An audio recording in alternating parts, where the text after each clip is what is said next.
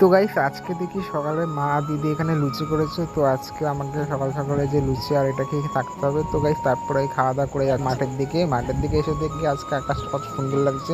তারপর গাইস আমরা তিনজন যাচ্ছিলাম হচ্ছে গঙ্গায়, ওখানে একটা বন্ধুর দরকার ছিল, তাই ভাবলাম চলো তোমাদের সাথেও শেয়ার করি। তো গাইস গঙ্গায় চলে এসেছি।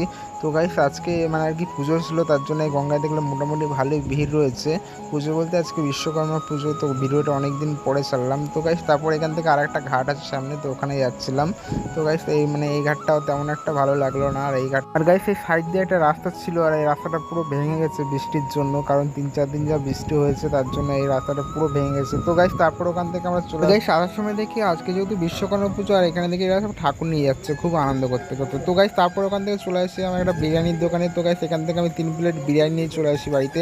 তো গাইস আজকের ভিডিওটা এইটুকুই। ভিডিওটা ভালো লাইক করে দিও, এরকম ভিডিও দেখার জন্য চ্যানেলটাকে সাবস্ক্রাইব করো। দেখা হচ্ছে নতুন কোনো মিনি ব্লগ নিয়ে।